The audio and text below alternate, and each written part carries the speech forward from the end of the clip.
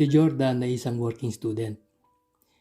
Isa siyang service crew sa isang fast food chain sa araw.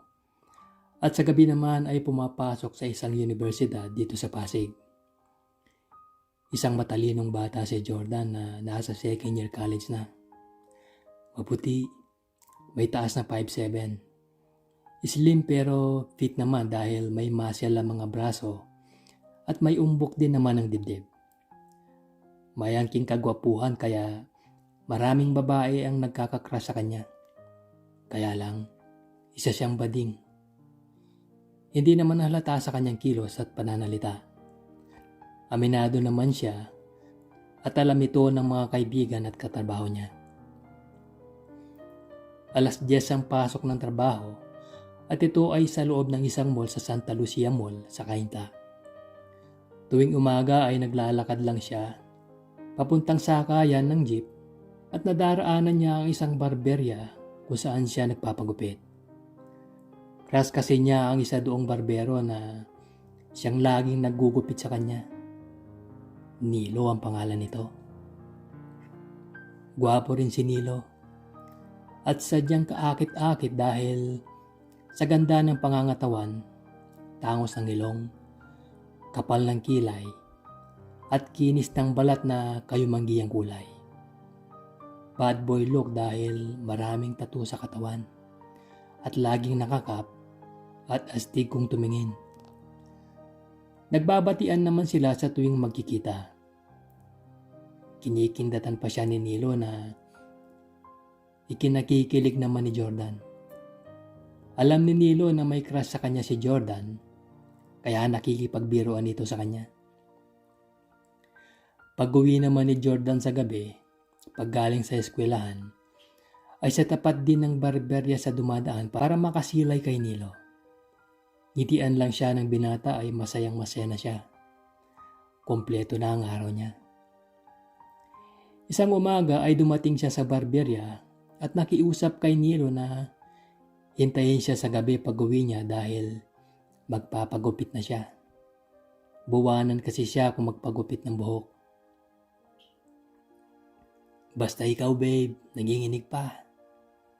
Ang biro naman ni Nilo. Hiyawan naman ang mga kasama ni Nilo at ilang nakatambay doon na naghihintay para magupitan din. Babe ka dyan, ang sagot naman ni Jordan. Namula ang pisngi pero nakangiti pa rin. Thank you ha. Ang dagdag nito. Wala bang kiss? Ang biro uli ni Nilo. Kiss, kiss. Hiyaw naman ng mga katrabaho ni Nilo at mga tambay. Makakalis na nga, puro kayo asar eh. Ang sagot naman ni Jordan sabay talikod at mabilis na naglakad palayo. Kahit medyo inis dahil sa panunukso, ay napangiti pa rin siya.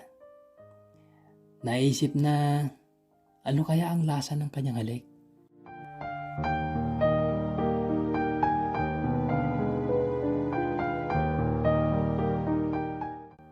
Halos tumakbo na si Jordan pagkababa sa jeep dahil mag-aalas 9 na. Ganong oras kasi nagsasarahan ng barberya.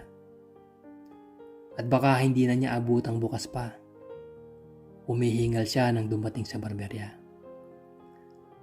Bakit para kang hinahabol ng malaking aso at hingal na hingal ka? Ang tanong ni Mang Jose, ang may-ari ng barberya. Hindi agad siya nakasagot. Tumakbo kasi ako. Kasi baka hindi ko abutang bukas pa kayo eh. Ang sagot niya na pautal-utal dahil sa hingal. Bigyan mo na nga muna ng tubig itong syota mo, Nilo. At baka dito pa atakihin eh. Ang utos ni Mang Jose. Nanlaki ang mga mata ni Jordan sa tinura ng matanda. Sa isip niya ay nakuha pang makipagbiruan kahit matanda na. Inabutan siya ng baso ni Nilo na may lamang malamig na tubig. Matapos inumin ay pinaupo na siya ni Nilo sa silyang gupitan. Upo ka na dito, babe. Kanina pa kita inaantay eh. Ang nakangiting sabi ni Nilo sabay kindat sa binata. Binalabalan na siya ng puting tela para hindi malagyan ng putol na buhok. Nag-umpisa ng gupitan ni Nilo si Jordan. Alam na naman niya ang estilo ng gupit nito. Samantala ay isinara na ni Mang Jose ang kalahati ng tila kordyon na pansara sa kanyang shop dahil magsasara na siya matapos ang nakasalang na ginugupitan at inilagay na rin ang sign na close. 3 ang magkahani na silya ng barberya at nasa dulong kaliwa ang pwesto ni Nilo. Kasalukuyang kanang parte ng ulo ang ginugupitan ni Nilo. Ang braso naman ni Jordan ay nakapatong sa armrest at nakalaylay ang kamay sa gilid. Nadikit ang pipino ni Nilo sa likod ng kamay ni Jordan. Naramdaman ni Jordan ng pasagi niyon at hindi naman niya inalis. Sinadya talaga yon ni Nilo para makita kung anong magiging reaksyon ng binata. Wala naman siyang nakitang pagbabago sa kilos ng binata. Lalo niyang diniin ito sa kamay ng binata. Hindi naman makikita ng kasamaan niya sa shop sakaling may gawin si Jordan dahil natatakpan naman ito ng mahabang tela. Nanatiling walang imik si Jordan. Pero ang kamay niya ay kumilos. Naramdaman ni Jordan na tila nagkabuhay ito. Kahit nalikod lang ng kanyang kamay ang kumikilos doon. Lihim namang napangiti ang barbero.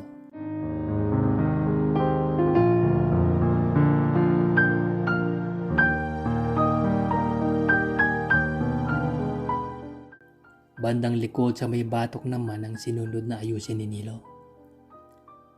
Naayos na ang kalahati ng buhok ni Jordan kaya kaliwang side naman ang sinimulang bawasan ni Nilo. Muli, idinikit ng barbero ang kanyang pipino sa nakalaylay na kamay ng binata. Sa mga oras na yon, naging mapusok naman sa kanyang ginagawa si Jordan.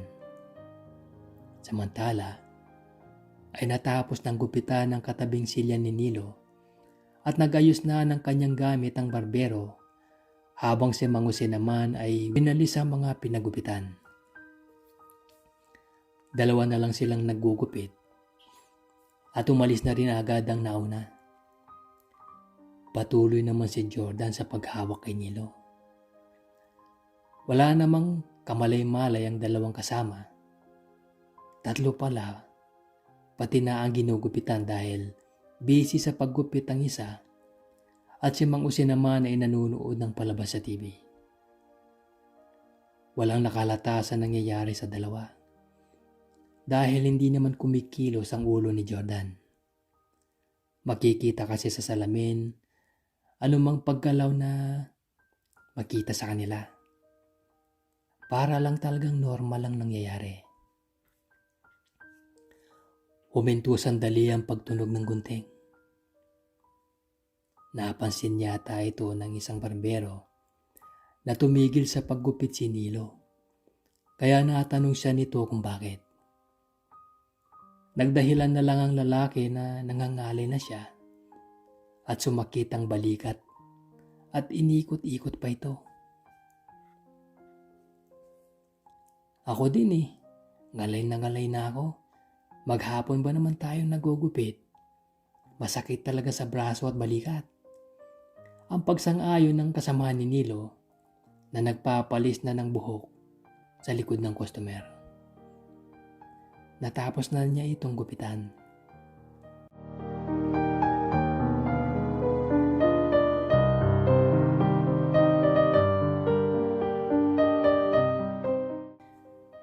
Ilang sandali pa ay natapos din si Nilo. At natapos na rin niya agad gupitan si Jordan. Pagkabayad ay nagpasalamat sabay abot ng tip kay Nilo. Lagi naman siya nagbibigay ng tip. Pero sa pagkakataong lang yon, ay malaki ang kanyang binigay na tip. Mabilis siyang lumabas at naglakad na pauwi. Matapos ang pangyayaring yon ay tila nagkaroon naman sila ng pagkakaintindihan. Palihim niyang binibigyan ng merienda o kahit anong pagkain o bagay ang barbero. Hindi naman niya magawa ito ng hayagan dahil alam niyang may kinakasama na ito at nakita pa niya minsan sa barberya ang babae. Mahal na niya si Nilo. Dama naman niya na may pagtatangi rin sa kanyang barbero. Nagkakasama sila sa pamamasyal at panunood ng sine sa tuwing pareho silang libre.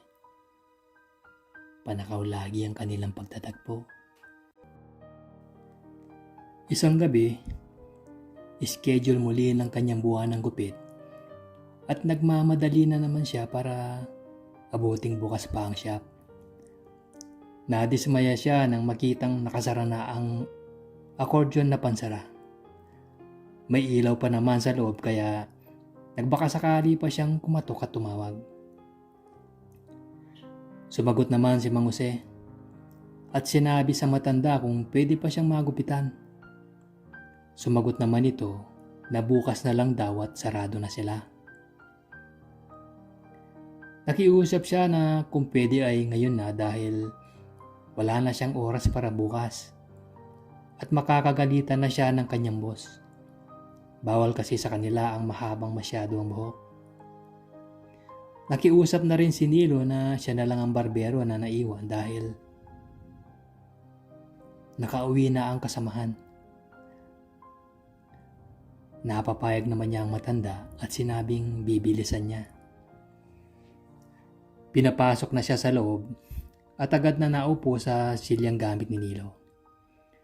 Nangangalahati na sa paggupit si Nilo nang tumayo na ang matanda at hindi na nakahintay kaya sinabing uuwi na siya at pinabahala na lang kay Nilo ang pagsasara ng shop. Tiwala naman ang matanda kay Nilo dahil matagal na itong nagtatrabaho sa kanya. Binigay na rin ni Jordan sa matanda ang kanyang bayad. Agad din namang natapos si Nilo sa paggupit. Hintayin na kita sa paglabas, ang wika ni Jordan. Oo, sandali na lang at wawalisin ko lang itong pinagupitan ko. Saka itatago ko na ang mga gamit ko, ang sabi ni Nilo. Kanya-kanya kasi sila ng gamit sa paggupit. Na makatapos na siya, ay agad na nitong niyakap ang binata at hinalikan sa labi. Masasarili din kita. Ang bulong nito kay Jordan at saka pinagpatuloy ang paghalik. Mainit ang kanilang salpukan. Sabik na sabik sa bawat isa. Yumapos ng mahigpit si Jordan sa barbero at mariing nakipagpalitan ng halik.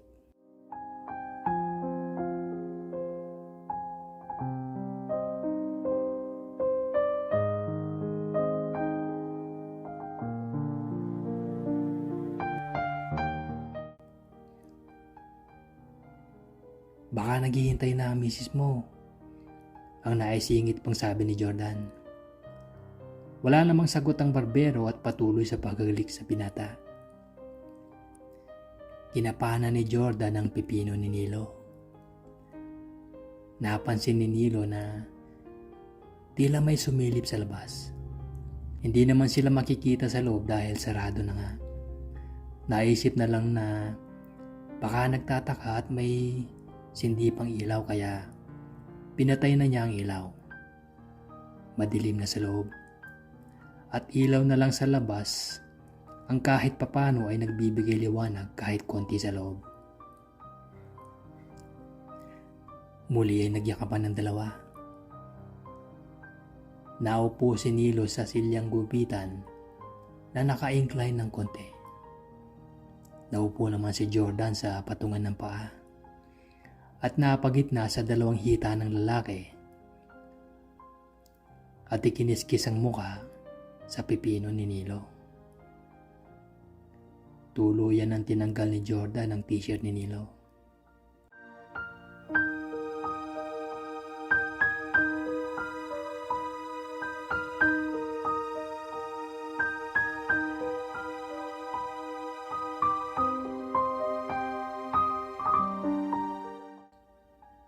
At natapos ang mainit na sandaling yon.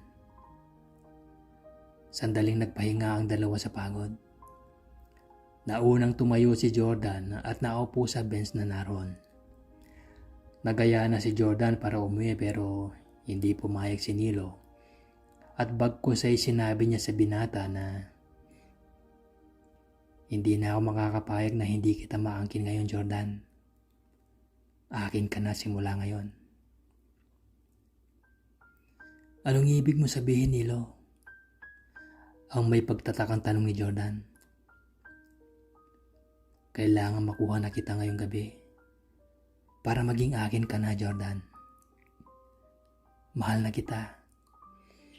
Mahal na kita at hindi na kita pakakawalan pa kasi hodang magkahiwalay kami ng kinakasama ko. Ang mariing sagot ni Nilo. Halos maiyak naman si Jordan sa narinig. Hindi makapaniwala at tila naging estatwa sa pagkakatayo. Nilapatan naman siya ni Nilo at niyakap sabay sabi muli na, mahal na kita, Jordan. Pinipigilan ko lang ang sarili ko na sabihin sa iyo, pero matagal ko na itong nararamdaman. Napakabait mo kasi sa akin. Napakamalalahanin na hindi ko naramdaman sa aking kinakasama. Ikaw ba? Mahal mo ba ako? Ang tanong ni Nilo. Alam mong mahal na kita. Hindi ko naman yun inililihim sa'yo. Hindi ko lang maipakita at maipadama sa'yo dahil alam kong may asawa ka. Halata mo naman ang pagkakagusto ko sa'yo, di ba? Maging ang mga kasamahan mo dito ay halata ang pagkakagusto ko sa'yo. Garalgal ang boses na sagot ni Jordan. Mahigpit na nagyakap ang dalawa at muling nagdikit ang mga uhaw na labi. Punong-puno ng pagmamahal. Isa-isa nang tinanggal ni Nilo ang damit ni Jordan. Wala namang naging pagtutol ang binata. Alam niya ang ibig mangyari ng kasuyo at malugod naman niya itong ipinagkaloob sa minamahal. Wala pa akong karanasan sa ibig mo, Nilo. Ikaw na ang bahala sa akin. Ang wika ni Jordan. Ako ang bahala sa iyo, mahal. Hindi ko gustong masaktan ka. Pero ihanda mo na ang sarili mo dahil sadyang masakit ito sa una. Gagawin ko naman lahat para hindi mo masyado maramdaman ng sakit at masisiyahan ka naman sa bandang huli. Para kang pupunta ng paraiso. Ang nabanggit ni Nilo. Inihiga na Nilo si Jordan sa mahabang bench na naroon na siyang upuan ng magpapagupit habang naghihintay sila. Dinaganan na uli ni Nilo ang binata at saka masuyong hinalikan.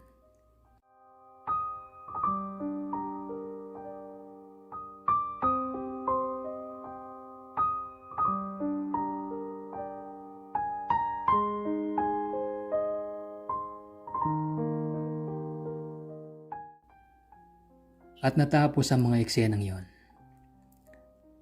Napadapa na ng husto si Nilo sa katawan ni Jordan.